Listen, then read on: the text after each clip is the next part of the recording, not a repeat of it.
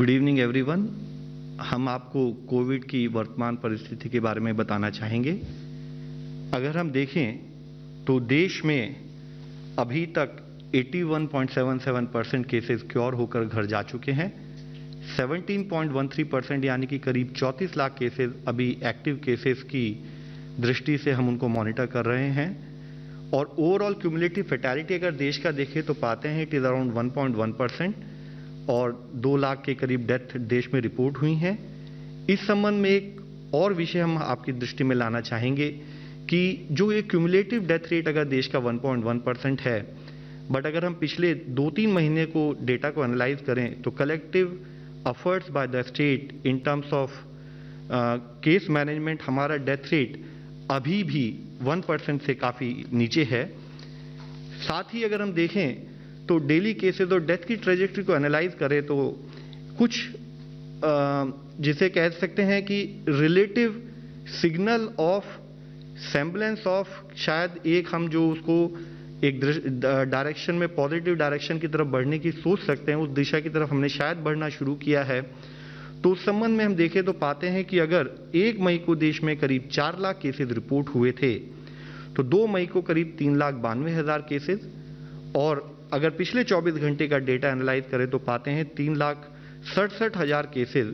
तो शायद केसेस में कुछ हद तक हम देख रहे हैं कि केसेस में कुछ कमी पाई जा रही है, लेकिन ये बहुत ही अर्ली सिग्नल्स हैं।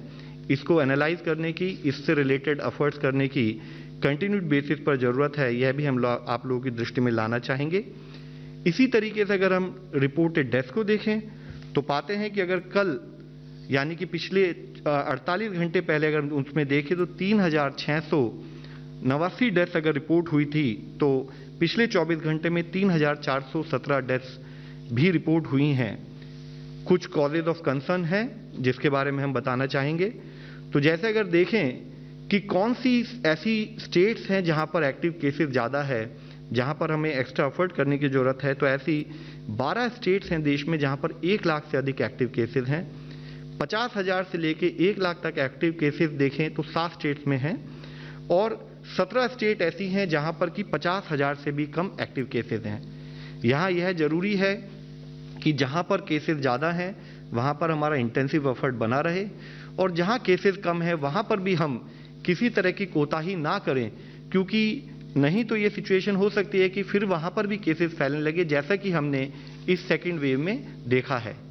इसी तरीके से अगर हम सैंपल केस पॉजिटिविटी, जितने सैंपल टेस्ट हुए उसमें कितने पॉजिटिव आए और उसको एनालाइज करके देखें तो पाते हैं कि 22 स्टेट ऐसी हैं जहां पर कि काफ़ी प्रांत ऐसे हैं जहां पर 15% से अधिक पॉजिटिविटी है। 5 से 15% केस पॉजिटिविटी वाली 9 स्टेट्स हैं और लेस देन 5% पॉजिटिविटी वाली 5 स्टेट्स हैं।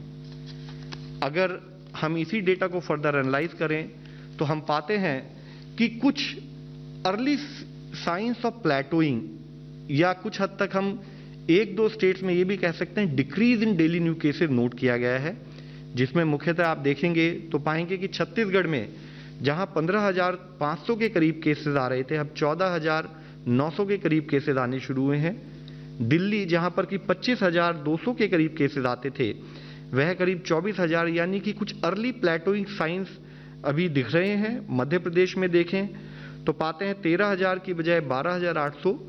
महाराष्ट्र में 65,000 की जो पीक थी उससे कम होते हुए अभी 62,000 के करीब केसेस आने शुरू हुए हैं। झारखंड में भी इसी तरह से एक रिडक्शन देखा जा रहा है। प्लेटोइंग ऑफ केसेस का जो एक अनुमान हम पंजाब में लगा पा रहे हैं, इसी तरह तेलंगाना में भी प्लेटोइंग ऑब्जर्व हो रही है। Early signals of प्लेटोइंग Uttar Pradesh में भी दिखते हैं। इसी तरह उत्तराखंड में भी हम देख रहे हैं कि केसेस प्लेटो कर रहे हैं, लेकिन ये बहुत ही अर्ली सिग्नल्स हैं।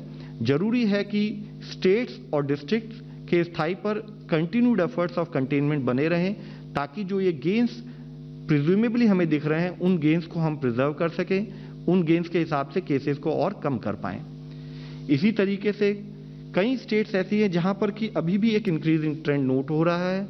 वह स्टेट्स जरूरी है कि रिक्वायर्ड प्रिकॉशनरी स्टेप्स लें, रिक्वायर्ड कंटेनमेंट एफर्ट्स पर अपना ध्यान रखें, जिसमें मुख्यतः हम दिखाना चाहेंगे कि आंध्र प्रदेश, असम, बिहार, चंडीगढ़, हरियाणा, कर्नाटका, केरला ऐसी स्टेट्स में इंक्लूडिंग हिमाचल प्रदेश जहां पर कि आप देखें तो हमें केसेस का एक इंक्रीजिंग ट्रेंड दिखाई दे रहा है। सिमिलरली यही सिचुएशन अब मणिपुर, मेघालय, मिजोरम, नागालैंड, उड़ीसा, पुडुचेरी, राजस्थान, सिक्किम, तमिलनाडु, त्रिपुरा और वेस्ट बंगाल में देख रहे हैं। आज जरूरी है कि जहां पर भी केसेस में यह इंक्रीजिंग ट्रेंड दिख रहा है, हम उसको माइक्रो लेवल पर एनालाइज करें। जिन जिन एरियाज में केसेस आ रहे हैं वहां पर कंटेनमेंट पर हमारा कार्य चलता रहे। साथ ही जिस तरह से कुछ स्टेट्स में हमें एक प्लेटोइंग और एक डिक्रीज इन केसेस का ट्रेंड दिखाई दे रहा है, उसी तरीके से देश के कई जिलों में भी पिछले 15 दिनों से केसेस में कमी नोट की गई है, जिसमें मुख्यतः आप देखें छत्तीसगढ़ में दुर्ग, गरियाबंद, रायपुर और राजनांदगांव में केसेस में थोड़ा कमी देखी गई है। इसी तरीके से मध्य प्रदेश में छिंदवाड़ा, गुना और शाजापुर, लद्दाख में लेह लद्दाख और इसी से तेलंगाना में भी निर्मल डिस्ट्रिक्ट में हम देख रहे हैं कि केसेस में पिछले 15 दिन में कमी नोट की गई है। साथ ही महाराष्ट्र में करीब 12 जिले ऐसे हैं जहां पर कि केसेस में कमी हम नोट कर रहे हैं, जिसमें मुख्यतः औरंगाबाद, धुले, भंडारा, गोंडिया, जलगांव, लातूर, मुंबई, नांदेड़, नंदुरबार, थाने और वाशिम डिस्ट्रिक्ट में हम पा रहे हैं कि पिछले 15 दिनों से केसेस में कुछ एक कमी नोट की गई है। यहाँ हम फिर आप सबसे मनवी करना चाहेंगे, रिक्वेस्ट करना चाहेंगे कि जरूरी है कि जो भी ये हमें गेन्स दिख रहे हैं इनको हम प्रिजर्व करें, इन पर कार्य चलता रहे। स्टेट लेवल पर, डिस्ट्रिक्ट लेवल पर कंटेनमेंट के एफर्ट्स उसी मोमेंटम, उसी गति से चलते रहें, नहीं तो ऐसा ना हो कि जो भी हमें ये अर्ली साइंस ऑफ गेन दिख रहे हैं हम इनको फिर से लूज कर दें। वैक्सीन के बारे में हम आपको बताना चाहेंगे, गवर्नमेंट ऑफ इंडिया की तरफ से वैक्सीन कवरेज अब तक हम 12.07 करोड़ अबव 45 ईयर्स कवर कर चुके हैं। 1.57 crore health care workers cover हो चुके हैं। फ्रंटलाइन वर्कर्स में 2.06 crore people are already covered. जो 1 तारीख से हमारा नया प्रोसेस शुरू होना था, जिसमें कि स्टेट स्थाई पर और प्राइवेट सेक्टर के लेवल पर भी वैक्सीनेशन 18 से 44 साल के लोगों को हम कवर कर सकें, उसने इनिशियल बिगनिंग की है। करीब 18 लाख लोगों को उसमें वैक्सीनेशन के लिए कवर किया गया है और धीरे धीरे इस स्थिति में भी हम एक गति पाएंगे। आज हमारे सामने एक और पॉजिटिव ट्रेंड अगर हम देखें तो पाते हैं कि अगर आप देखें तो शुरू में 20 अप्रैल के समय पर जब हमारी 1,54,000 रिकवरीज थी और हमारे 2,59,000 के करीब डेली नए केसेस आ रहे थे, तो हम देख रहे थे कि डेली नई recovery versus daily new cases में करीब 60% केसेस जो थे वो हमारे एक्टिव केसेस में कन्वर्ट हो रहे थे। रिकवरीज कम थी और डेली केसेस ज़्यादा थे। उस ट्रेंड में भी हम एक पॉजिटिव अप्रोच देख रहे हैं। जैसे कि आप देखेंगे 30 अप्रैल में 77% रिकवरी थी विज़ावी न्यू केसेस, 2 मई को 78% थी और 3 मई को बढ़कर यह 82% के करीब हो गई है। ये अर्ली गेन्स हैं जिस पर हमें कंटिन्यूड बेसिस पर काम करने की जरूरत है। इसी संबंध में सप्लाई साइड की तरफ से काम करने की जरूरत है, हमारे हेल्थ इंफ्रास्ट्रक्चर पर काम करने की जरूरत है, जिसके तहत कुछ निर्णय लिए गए हैं, जिसमें मुख्यतः एक निर्णय है कि कैसे हम गैसियस ऑक्सीजन को मेडिकल पर्पसेस के लिए यूज करें। हमारी इंडस्ट्रीज जैसे कि steel plant, refineries, petrochemical units, power plants, वहां पर गैसियस ऑक्सीजन बनाई जाती है, हम उसको मेडिकल पर्पज के लिए इस्तेमाल करने का प्लान कर रहे हैं, जिसके अंतर्गत इंडस्ट्रियल यूनिट्स जो कि उस गैस को बनाती है जिसकी प्योरिटी हमारे मेडिकल पर्पसेस के लिए सूटेबल है और जो शहर के पास हैं वहां पर हम उस तरफ कार्य करते हुए साथ में उन्हीं प्लांट्स के नजदीक ही temporary covid care centres with oxygenated bed बनाने का भी कार्य शुरू कर रहे हैं। ऐसी 5 फैसिलिटीज पर कार्य शुरू भी हो चुका है और यह प्लान है कि आने वाले कुछ ही समय में इन संबंधित इंडस्ट्रीज के आसपास ही 10,000 के करीब ऑक्सीजनेटेड बेड्स बनाए जाएंगे। हम स्टेट से भी इस बारे में डिस्कशन कर रहे हैं, उनको भी एनकरेज कर रहे हैं कि ऐसी अधिक से अधिक फैसिलिटीज उन प्रांतों में बनाई जाए जहां पर कि इस टाइप के प्लांट्स अवेलेबल हैं। इसके साथ ही जैसे कि हमने पिछली बार भी आपको बताया था, टोटल मिलाकर अब देश में 1500 के करीब पीएसए ऑक्सीजन जनरेशन प्लांट्स बनाए जा रहे हैं, जिस पर काफ़ी स्पीड से कार्य करने की एक प्रणाली भी बनाई गई है ताकि जल्दी से जल्दी इन प्लांट्स को ऑपरेशनल किया जा सके। साथ ही ऑक्सीजन की अवेलेबिलिटी को बढ़ाने के लिए एक स्तर पर नाइट्रोजन प्लांट जो हैं उनको भी ऑक्सीजन प्लांट्स के रूप में कन्वर्ट करने का कार्य चल रहा है। ऐसी 14 इंडस्ट्रीज आइडेंटिफाई की गई हैं जहां पर कि पीएसए नाइट्रोजन प्लांट्स हैं, और यह पाया गया है कि उन प्लांट्स में कार्बन मॉलिक्यूलर सीव उस इक्विपमेंट को रिप्लेस कर जियोलाइट मॉलिक्यूलर सीव अगर बना दें और रिलेटेड एसोसिएटेड कुछ चेंजेस किए जाएं तो यह प्लांट ऑक्सीजन भी प्रोड्यूस कर सकते हैं।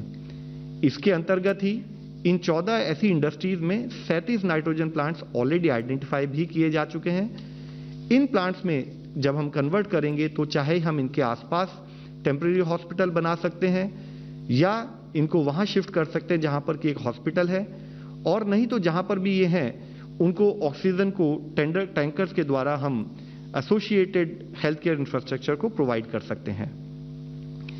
आज माननीय प्रधानमंत्री जी के लेवल पर ह्यूमन रिसोर्सेज, मेडिकल जो हमारे रिसोर्सेज हैं उनको कैसे और बढ़ाया जाए ताकि हम कोविड-19 मैनेजमेंट के जिस तरह से बढ़ते हुए केसेस हमारे सामने हैं उसको मैनेज कर सकें, उसके अंतर्गत कई निर्णय लिए गए हैं, जिसमें मुख्य निर्णय है कि जो नीट और पीजी का एग्जाम है इसको कम से कम 4 महीने के लिए पोस्टपोन किया जाएगा, यानी कि यह 31 अगस्त से पहले नहीं किए जाएंगे।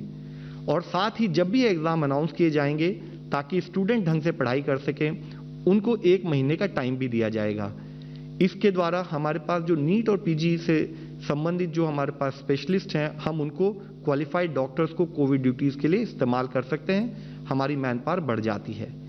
साथ ही जितने भी मेडिकल इंटर्न्स हैं हम उनको भी कोविड ड्यूटीज के लिए उनकी फैकल्टी के अंदर as part of the internship इस्तेमाल करेंगे, जिससे कि हमारा medical infrastructure, medical human resources बढ़ सकें। इसके साथ ही फाइनल ईयर एमबीबीएस स्टूडेंट्स को भी हम लोग टेली कंसल्टेशन या माइल्ड कोविड केसेस के बारे में उनको ओरिएंट करते हुए वहां भी उनका इस्तेमाल करेंगे। साथ ही जो फाइनल ईयर पीजी स्टूडेंट्स हैं वो एज रेजिडेंट्स कंटिन्यू करेंगे जब तक कि fresh batch of PG students नहीं आ जाते। इसके साथ ही बीएससी और जीएनएम क्वालिफाइड नर्सों को भी हम full time Covid nursing duties के लिए उनका सहायता लेंगे। वह अपने सीनियर डॉक्टर्स और सीनियर नर्सेज के अंडर में काम करेंगी। अलाइड हेल्थ प्रोफेशनल्स जो based on their training, based on their certification, उनकी सर्विसेज और उनकी सहायता भी कोविड मैनेजमेंट के लिए ली जाएगी। इसके साथ ही वह हमारे मेडिकल कर्मी जो आज एक ऐसी सेवा देश के लिए कर रहे हैं, जो प्राण बचाने के लिए अपने प्राण को भी, अपनी आप को भी on the line of duty खतरे में डाल के काम कर रहे हैं, उनको सम्मान देने के लिए जो भी आदमी 100 दिन कोविड ड्यूटी करेंगे उनको prime minister distinguished Covid national service सम्मान से सम्मानित किया जाएगा। साथ ही उनको आने वाले किसी मेडिकल रिक्रूटमेंट में भी प्रायोरिटी दी जाएगी। इसके साथ ही जितने भी मेडिकल स्टूडेंट, जितने भी हेल्थ केयर प्रोफेशनल्स हमारे कोविड ड्यूटी में एंगेज होंगे, उनके सपोर्ट के लिए उनका वैक्सीनेशन और साथ में उनको जो हमारी ऑनगोइंग इंश्योरेंस स्कीम है उसमें भी कवर किया जाएगा। इसके साथ ही हमने स्टेट से भी रिक्वेस्ट करेंगे कि जितनी भी वेकेंट पोस्ट हैं, चाहे वे डॉक्टर की हों, चाहे नर्सेज की हों, चाहे वे अलाइड प्रोफेशनल्स की हों, उनको एक एक्सेलरेटेड प्रोसेस के थ्रू 45 दिन के अंदर कॉन्ट्रेक्चुअल अपॉइंटमेंट के द्वारा एनएचएम के नॉर्म्स को फॉलो करते हुए फिलअप किया जाए। आज जब हम एक स्थाई पर जो सप्लाई साइड यानी कि हम कैसे कि केसेस को मैनेज कर सकें, इस पर कुछ निर्णय ले रहे हैं, उस पर कार्य कर रहे हैं। जरूरत है कि ओवरऑल कोविड मैनेजमेंट के लिए कि हम रूट कॉज पर भी काम करें। रूट कॉज जो है वह हम हमेशा से बात करते आए हैं कि हम कैसे स्प्रेड ऑफ इन्फेक्शन को रोकें। एक रनअवे स्प्रेड ऑफ इन्फेक्शन जिसमें कि हम इन्फेक्शन को कंट्रोल करने का रिक्वायर्ड प्रयत्न ना करें, वह कभी भी हमारे हेल्थ केयर इंफ्रास्ट्रक्चर को और उसकी कोर कैपेसिटीज और लॉजिस्टिक्स को ओवरवेल्म कर सकता है।